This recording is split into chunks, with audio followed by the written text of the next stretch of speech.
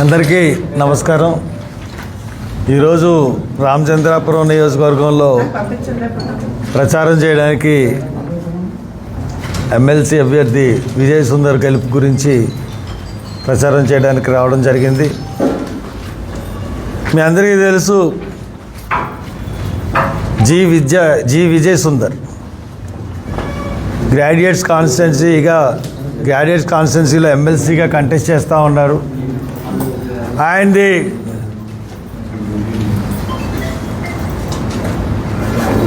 బ్యాలెట్లో 34వ number కింద ఎదురుగుండా 1 number వేసి ఆయనకు ఓటేయమని విజ్ఞప్తి చేస్తూ ఉన్నాను. ఎందువల్లంటే విజయ్ సుందర్కి ఓటేయాలంటే విజయ్ సుందర్ ఇప్పుడు 35 మంది అభ్యర్థులు కంటెస్ట్ చేస్తూ ఉన్నారు. 35 మంది అభ్యర్థుల్లో కొంతమంది విద్యావంతులు ఉండొచ్చు, కొంతమంది పారిశ్రామికవేత్తలు ఉండొచ్చు, తెలుగుదేశం అభ్యర్థిలాగా బాగా వ్యాపారవేత్త అన్న ఉండొచ్చు. అంటే ఆయన సేవ చేయకపోవచ్చు, కానీ బాగా డబ్బులున్న మనిషి తెలుగుదేశం క్యాండిడేట్. అట్లాగే ఇప్పుడు పీడిఎఫ్ క్యాండిడేట్ వచ్చి రిటైర్డ్ ఉద్యోగి. వీళ్ళతో కంపేర్ చేసుకుంటే విజయ్ సుందర్ ఒక మేనిఫెస్టో ఒకటి తయారు చేసుకున్నాడు. అంతేకాకుండా ఈస్ట్ గోదావరి, వెస్ట్ గోదావరి అభ్యర్థుల గురించి అయాన్ సెంటర్ అని చెప్పి రాజమండ్రిలో, కాకినాడలో ఈ జిల్లా ప్రజలకి, ముఖ్యంగా స్టేట్ నుంచి చాలామంది ఎంట్రన్స్ ఎగ్జామ్స్ సెంటర్స్ అన్నది ఇక్కడే పెట్టాడు. అతను ప్రూవ్ చేసుకున్నాడు. ఎగ్జామ్స్ కండక్ట్ చేయడంలో కానీ ప్రతి విషయంలో కూడా ప్రూవ్ చేసుకునే క్యాండిడేట్. అంతేకాకుండా ఈ రోజున నిరుద్యోగులకు కానీ, లేకపోతే నిరుద్యోగ యువతకు కానీ, పట్టభద్రులకు కానీ అందరికీ కూడా నేను సేవ చేస్తానని ఒక చిన్న మాటతో సరిపెట్టట్లేదు. సేవ ఎలా చేస్తాడో అన్నది చెప్తా ఉన్నాడు. ఇప్పుడు ఏంటంటే ఎంప్లాయ్మెంట్ ఎక్స్చేంజ్లు ఉన్నాయి, అలాగే స్కిల్ డెవలప్మెంట్ ప్రోగ్రామ్స్ జరుగుతూ ఉన్నాయి, అలాగే ఎంఎన్సి కంపెనీలు ఉన్నాయి. ఈ మూడింటికి కూడా ఒక అనుబంధం ఏర్పరిచి త్రూ ఎంప్లాయ్మెంట్ ద్వారా ఎంఎన్సి కంపెనీలకి అభ్యర్థుల్ని త్రూ ఎంప్లాయ్మెంట్ ద్వారా పంపిస్తానని చెప్తా ఉన్నాడు. దానికి ఆర్థికపరమైన అంశం ఏమి కాదు ఇది. అలాగే ఇప్పుడు ప్రతి పార్లమెంట్ నియోజకవర్గంలోనూ కూడా job Mela, through employment exchange, through job Mela ఎన్నో, ఎందుకంటే ఇంతకుముందు మా కాలేజీలో ఎన్నో జాబ్ మేళాలు మేము కండక్ట్ చేసాం. ఆ అనుభవంతోనే చేస్తానని చెప్తా ఉన్నాడు. ఈ రకంగా తను ఒక మేనిఫెస్టో తయారు చేసుకున్నాడు. తను నెగ్గితే ఏం చేస్తాడు, నెగ్గితే ప్రజలకి ఏ రకంగా ఉపయోగపడతాడు అన్నది చాలా క్లియర్గా మేనిఫెస్టోలో ఉంది. మీరు ఒకసారి మేనిఫెస్టో చూస్తే మీకు తెలుస్తూ ఉంటుంది. ఇక కూటమి ప్రభుత్వానికి ఎందుకు ఓటు వేయకూడదంటే, కూటమి చేసిన హామీలు, చాలా హామీలు ఇచ్చింది. హామీలు ఇచ్చి ఒక్క హామీ కూడా నెరవేర్చలేని పరిస్థితుల్లో కూటమి ప్రభుత్వం ఉంది. అప్పుడే అడిగారు, రాష్ట్ర ఆర్థిక పరిస్థితి బాగాలేదు కదా, ఇటువంటి అప్పుడు ఈ కూటమి ఇన్ని హామీలని ఎలా అమలు జరుగుతుందంటే, ప్రతిదానికి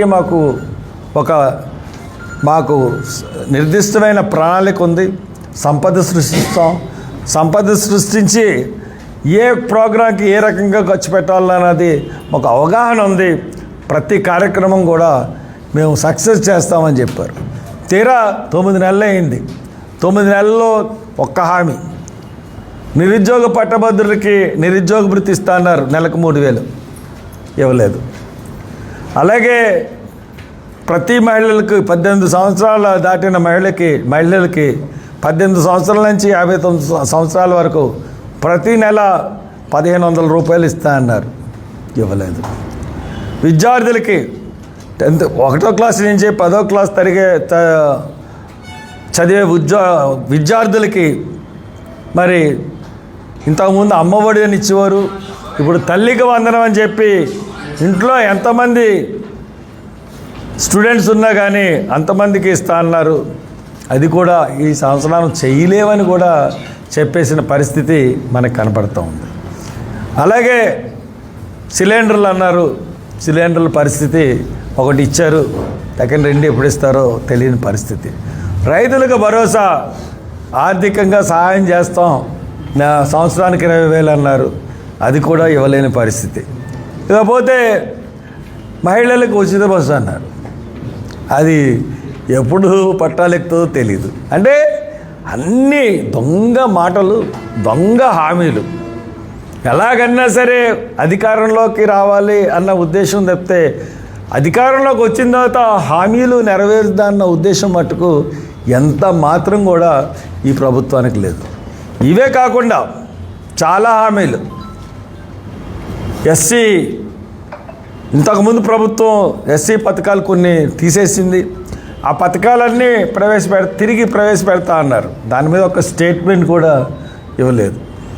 అంతేకాకుండా చాలా ఇప్పుడు మనం చూసుకున్నట్లయితే చేనేత కార్మికుల్లో ప్రతి కుటుంబానికి 24,000 ఇస్తాం ప్రతి ఏటా అని చెప్పారు, అది కూడా ఏమేమి లేదు.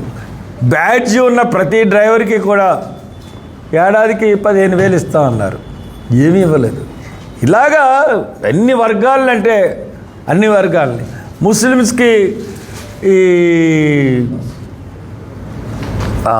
మక్కా వెళ్ళడానికి ₹1,00,000 ఆర్థిక సహాయం అన్నారు, అది లేదు. తర్వాత పూజారులకు 15,000 అన్నారు, అది లేదు.